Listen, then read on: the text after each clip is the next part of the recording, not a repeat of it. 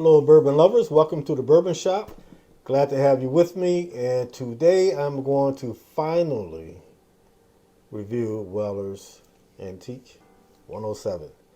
And I say finally because it's hard to find this bad boy in Michigan. I mean, it's hard to find it.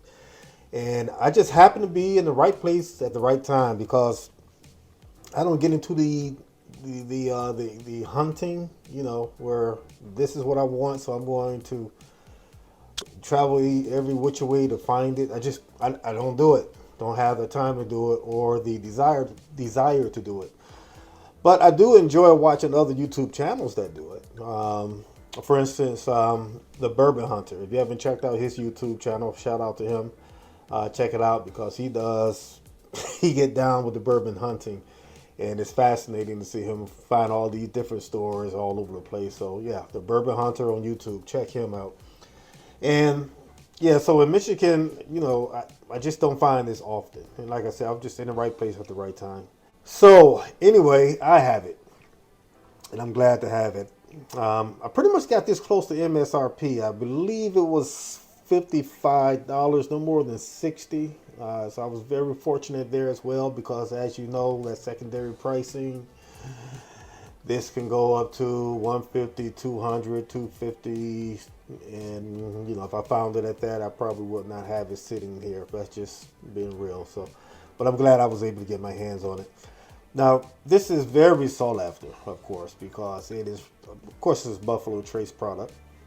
This is related to the Pappy Van Winkle, of course. So from what I understand, this is the same mash bill. And what could have turned into Pappy Van Winkle, which creates the frenzy to get their hands on these things. So, but the life was cut short to make the Weller Antique. Or I hear that if it didn't make the cut to be that supreme bourbon for Pappy, then they use it for the Special Reserve and the 107 Antique. So at any rate, I'm glad I have it. And I think that's the main thing that people look for because that Pappy is up there. I don't think I ever get my hands on that because I don't think I can find it for MSRP. I mean, the Pappy Van Winkle 15-year MSRP is, wait for it, $199. I believe it's $199. Yeah, $199. So it's $200. And the 23-year-old is $300. And you can find these on the market going from $1,500 to $1,800. You know what I'm saying? So I just recall someone telling me, oh, they had this celebration, and yeah, we broke out with the Pappy. It was a $1,500 bottle of bourbon. Okay, 15. Okay, all right. It was a $200 bottle of bourbon. You paid $1,300 over, but I don't want to bust your bubble. Anyway, yeah. If I bought something like that, I think my wife would put me away. But it must be delicious. It has to be at a 23-year age. Anyway, let's deal with this here because I'm looking forward to trying it. I have never tried it before. I wanted to wait until I got it on my platform to try it for the first time with you good folks. So here we go. Let's just get right into it and see how good this really is. All right, here we go. Come on, right? Not doing this so elegant here, but yeah.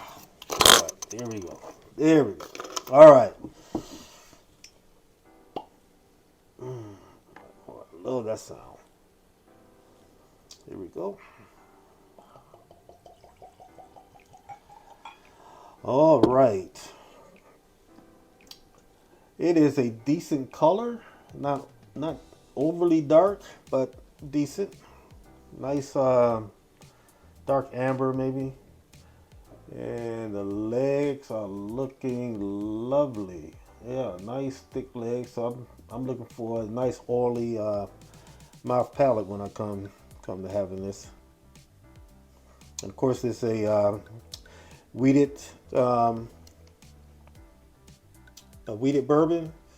If I didn't mention it, 7 to 8 years, something like that, six to 8 years in age.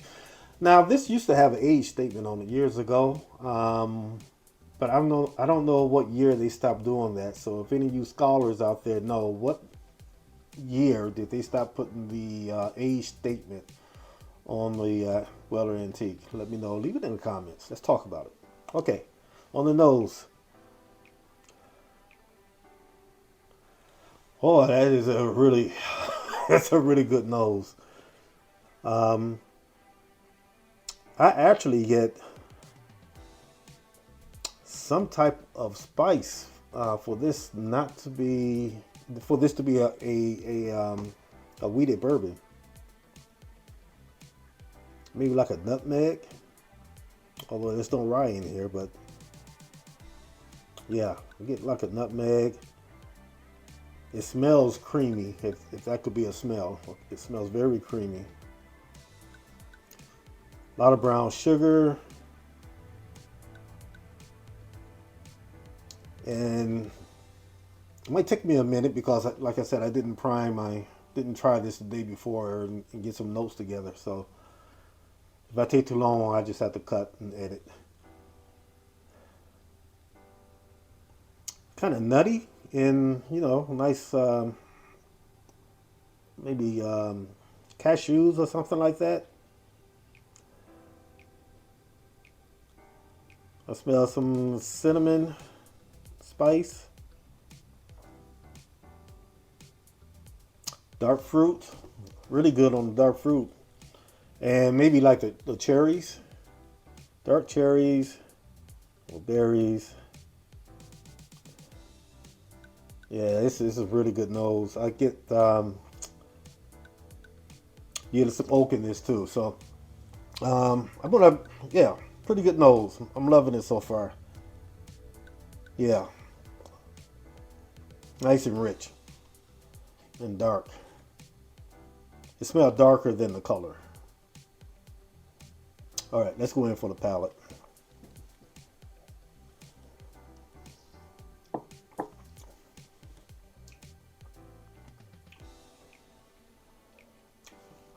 Okay, so first impression.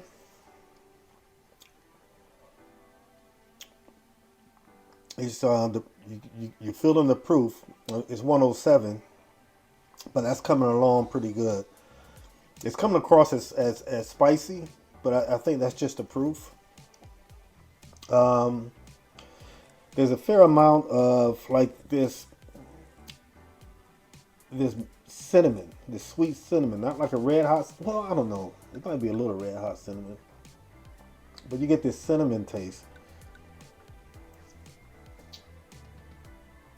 And you definitely get the brown sugar in this, but let's see.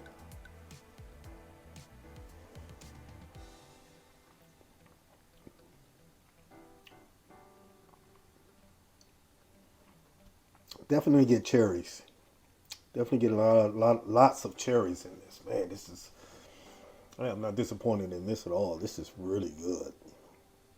And these legs are just gorgeous. So I'm getting the cinnamon. I'm getting this nice buttery mouthfeel. I'm getting these real dark fruit notes that's coming through. But that buttery cinnamon type note is really hanging in the back palate. On the front palate, that's when you get this funny kind of spice that I just cannot I can't put my hand on it. I'm gonna have to figure out that later. It's kind of hard to do it now when you're tasting it for the first time. Sometimes I like to sit down with it and really get into it. So I may not come up with that note on this particular this show.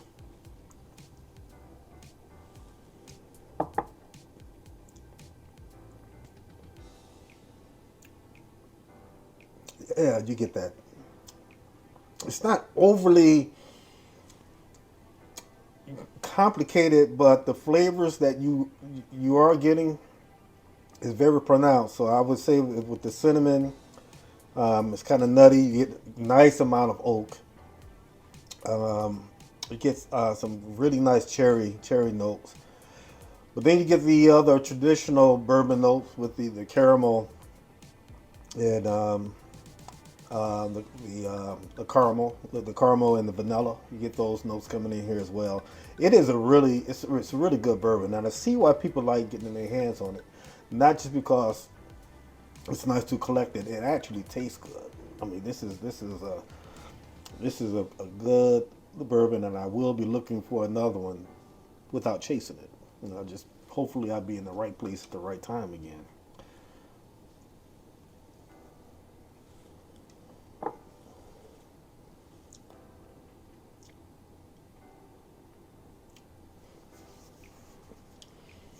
Even this third sip is even better than the first sip, man. And the finish is just hanging in there. I can just This will take me a minute to sip because when bourbon, when that taste just lingers, you reach for the glass less often because you're still dealing with it. And that's how I like to sip. I like to sip real slow and just have that flavor just linger. And those cherry notes, that vanilla, that oak, that dark fruit. I'm getting a little nutty taste to this as well. It's a really really good bourbon. So yes, um, that actually lived up to the hype to me. Um, I must have this on my shelf, and I hope I can find another one for a backup. I'm going to take care of this one here. This is pretty good. So, have you had this? Have you tried it? Let me know what you think. Is it worth the hype? Would I pay over the MSRP for it? Let's just say I saw it somewhere. If I paid $55 for this, if I saw it somewhere for $65, would I buy it? Probably so, but I would never do secondary price. I just can't do that. But definitely a little over. I would get this again, knowing what it is. Now, I would actually like to put this up against Maker's Mark Cask Strength because of that big cherry note that I'm getting out of this and Maker's. Another one of my favorite wheated bourbons is Larceny. But you don't get a cherry note out of that. But these two, between the Weller and the Maker's Mark, get this big cherry note that I love. And I think I can get the Maker's Mark Cask Strength because I think the proof fluctuate between 108 to 112. So if I can find, I'm going to look for one with the proof at 108 and match it up against this and see what happens. I seriously think people sleep on Maker's Mark. Not taking any shine away from Weller. This is really, really, really good. But I think people actually sleep on Maker's Mark because it's been around for a while. You see it everywhere. Especially the standard. But I'm telling you, Maker's Mark, man, that's some really good stuff sitting right up under your nose. So if you don't know, now you know. Don't just pass that and like it's a ordinary thing. It's pretty good. So yes, I am going to find me a Maker's Mark compatible to this around the same proof. If I can find it at 108. I really want to put these two together and see what happens. I don't know which one would come up on top. I mean, this is pretty good though. I don't stop talking about it, but I'm telling you, it's good. So, let me know if you tried it. I need to know what you think. I want to know did you like this? Is it worth the hype? Were you able to get it at MSRP? How much would you spend for it if you already tried it? Okay. Please like the channel. I really appreciate those like buttons that I'm getting, and it helps the channel. Leave comments. I love the interchange, and hit that subscribe button so you can check me out the next time on the Bourbon Shop. Enjoy your day, and I will see you next time on the Bourbon Shop.